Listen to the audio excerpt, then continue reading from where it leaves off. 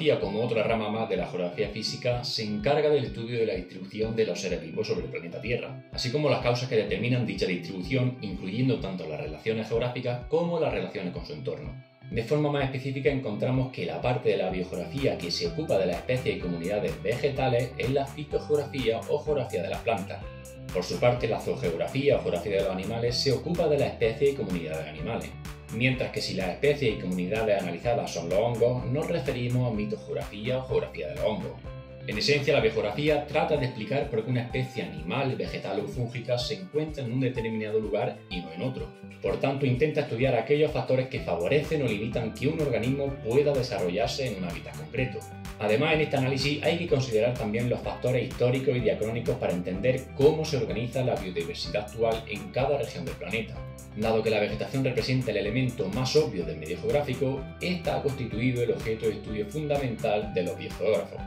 Y es por ello que durante los próximos minutos nos vamos a centrar en cuestiones relacionadas estrictamente con la vegetación, es decir, en cuestiones puramente fitogeográficas. Y es que para los profesionales de la geografía el conocimiento de la vegetación desde un punto de vista espacial es esencial para garantizar una correcta gestión del territorio, siendo clave en materia de conservación, por ejemplo en el estudio de ecosistemas o especies realistas amenazadas, como los pinchapares,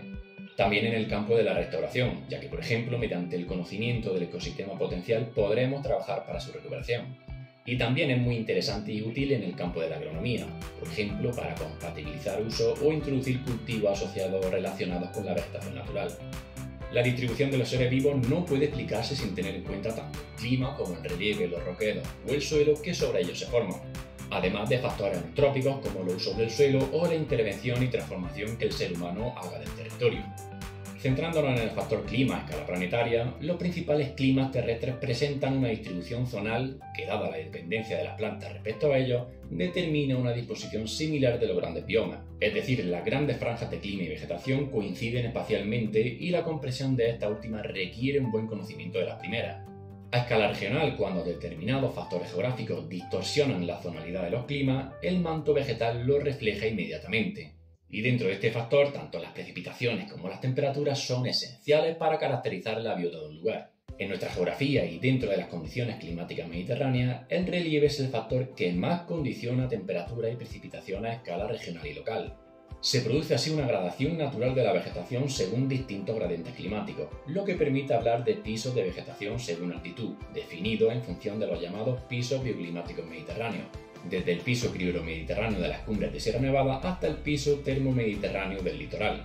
Si algún macizo ejemplifica la gradación altitudinal de la vegetación en función de las temperaturas y las precipitaciones, ese es sin duda Sierra Nevada, donde la altitud roza los 3.500 metros y por tanto las condiciones climáticas son mucho más restrictivas para la vida en general. Y es que para hacernos una idea, las cumbres nevadenses, a pesar de localizarse en el sur de la península ibérica, presentan unas condiciones asimilables a una latitud mucho más excepcional, donde la nieve está presente durante buena parte del año. Desde la altura el paisaje vegetal es prácticamente inexistente. Sin embargo, y a poco que pongamos el foco a ras del suelo, nos daremos cuenta que un reducido número de especies ha sido capaz de adaptarse a estas durísimas condiciones. En muchos casos estas plantas son tan singulares y tan exclusivas que solamente podemos encontrarlas en Sierra Nevada, lo que en biogeografía se denomina endemismo. Algo similar ocurre en otras cumbres de sierras como la Sagra, Castro y Baza, donde no es posible encontrar especies arbóreas a determinada altitud debido al factor temperatura, sin olvidar que en determinados casos el carácter aislado de algunas cimas como la Sagra las expone a recurrentes fuertes vientos, lo que limita aún más la presencia de árboles y otras plantas leñosas. De esta forma, los últimos pinos salgareños, especie arbórea que es la que vive a mayor altitud en este sector del noreste granadino, alcanzan poco más de los 2.200 metros, y por encima solo persisten especies mejor adaptadas a estas duras condiciones, como los piornos y las sabinas rastreras, ya dominante cuando el arbolado empieza a aclararse a partir de unos 1.800 metros de altitud. Conforme descendemos en la Bética granadina, la creciente bonanza térmica permite el desarrollo de bosques primero de coníferas, en torno a 2.000 metros de altitud, luego de caducos mediterráneos de media montaña, como los robledales o los cojigales, sustituidos por los encinares, los cuales ocupan una amplia franja altitudinal entre casi el nivel del mar y los 1.500-1.800 metros de altitud, además de otros pinares mediterráneos como las formaciones de pino carrasco y resinero, bien adaptadas a las temperaturas templadas pero que huyen de los rigores térmicos de las cumbres. Cuando alcanzamos el litoral granadino, donde la temperatura media anual ronda los 18-20 grados centígrados, reinan las condiciones subtropicales mediterráneas, que determinan la aparición de algarrobo, acebuche o palmito, entre otras muchas especies. Sin embargo, estas condiciones térmicamente favorables, unidas a la larga historia de ocupación humana de este territorio, favorecen un predominio de uso del suelo antrópico, destacando los cultivos de frutales tropicales como el aguacate, la chirimoya o el mango. Pero además de las temperaturas, las precipitaciones y la presencia de humedad constituyen factores determinantes para explicar la distribución de los seres vivos, especialmente de las plantas. En nuestra región, por ejemplo, existen grandes contrastes en este sentido, con bosques de especies de elevado requerimiento en humedad, como los pinsapos, los quejigos morunos, los alcornoques, presentes en las sierras del entorno del estrecho de Gibraltar, o las avellaneras y acevedas realistas de Cazorla, que requieren unos 1.500 milímetros de lluvia al año. En el otro extremo, la vegetación arbórea desaparece casi por completo en las depresiones interiores más orientales y en Almería, con puntos donde apenas se registran 150 o 200 milímetros de lluvia al año, como el desierto de Taberna o el litoral de Cabo de Gata, pluviometría que sin embargo permite el desarrollo de singulares endemismos de matorrado pastizal único en el mundo. Esta gradación de la vegetación en función de la pluviometría y la humedad también es identificable en la provincia de Granada. En el caso del altiplano, las zonas más bajas de las depresiones de ríos como el Castril y el Guardal están dominadas, eso sí, fuera del fondo de los valles, por un paisaje vegetal estepario, donde el esparto es el rey indiscutible.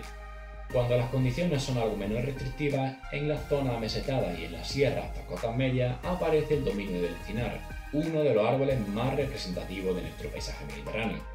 En las zonas más elevadas de las montañas, si el factor temperatura lo permite, fruto de esa mayor pluviometría, se reproducen condiciones submediterráneas de transición a la región eurosiberiana, apareciendo especies como arces, cervales, quejigos y los espectaculares y relictos pinares de pino silvestre que podemos encontrar puntualmente en la Sierra de Baza y en Sierra Nevada. En otras ocasiones son las condiciones microclimáticas y las edáficas las que condicionan la geografía del organismo. Es lo que ocurre en torno a los principales cursos fluviales de nuestro entorno, como el río Castril, donde la presencia de suelos profundos en las llanuras aluviales, denominados fluvisoles, unido a la disponibilidad de agua, determina la presencia de bosques riparios todavía hoy bien conservados, en los que olmos, sauces, álamos, fresnos y alisos conforman auténticos vergeles de vida en ambientes semiáridos. Finalmente, en biogeografía no se puede olvidar el factor humano, puesto que la humanidad ha alterado notablemente los ambientes naturales tanto terrestres como oceánicos, de tal forma que es prácticamente imposible encontrar lugares totalmente salvajes en el mundo actual. Un proceso que comenzó con el desarrollo de la agricultura y la ganadería hace más de 10.000 años y que hoy puede considerarse generalizado y multiforme. De esta forma, prácticamente todos los paisajes biogeográficos de la actualidad son el resultado de una dialéctica entre la naturaleza y la sociedad. Este hecho ha obligado a que muchos fitogeógrafos estudien en mayor medida la vegetación potencial de una región, es decir, la vegetación que habría sin injerencia humana en el ecosistema, o la vegetación que ésta habría experimentado o podría experimentar en caso de desaparecer la presión humana. En los casos más extremos, la acción humana ha acabado generando auténticos ecosistemas artificiales que se salen del campo de acción de la biogeografía tradicional. En el área mediterránea, por ejemplo, y más allá de que se considera una de las zonas más expuestas al cambio global, dos de los principales problemas biogeográficos se asocian con las especies exóticas invasoras y con los incendios forestales. Efectivamente, son numerosas las especies vegetales forestales que pueblan nuestros bosques y que son alóctonas, pudiendo invadir nichos ecológicos difícilmente recuperables por las plantas nativas. Muchas de las repoblaciones de coníferas llevadas a cabo durante la segunda mitad del siglo XX son un claro ejemplo de ello, que en algunos casos incluyen especies altamente extravagantes como las secuoyas de la Losa, en Huesca. Otros casos de organismos introducidos muy comunes en nuestra geografía y que suponen un claro desequilibrio del ecosistema en el que se integran son el ailanto, el eucalipto o el grupo de las falsacáceas, árboles que suelen emplearse como elementos de ornamentación en muchos pueblos y ciudades y que pueden acabar expandiéndose de forma descontrolada. Tampoco debemos olvidar la importancia que los incendios forestales han desempeñado históricamente en el paisaje mediterráneo. Cuando estos se producen y la cubierta vegetal persistente desaparece, se inicia una dinámica sucesional que tenderá, en diferentes etapas, a que la vegetación recolonice el territorio quemado. Si bien en aquellas situaciones de elevada susceptibilidad no siempre se recupera el clima original. Más aún si consideramos que buena parte de los incendios forestales que se producen en la actualidad tienen un origen antrópico, lo que unido al cambio climático está modificando de forma considerable la biogeografía de multitud de especies vegetales y animales y su hábitat. Precisamente en la actualidad, un nuevo campo de estudio para los biogeógrafos, en colaboración con otros científicos y especialistas, es prever cómo serán las consecuencias que los procesos derivados del cambio global induzcan en plantas y animales, tanto en especies independientes como en hábitats y ecosistemas.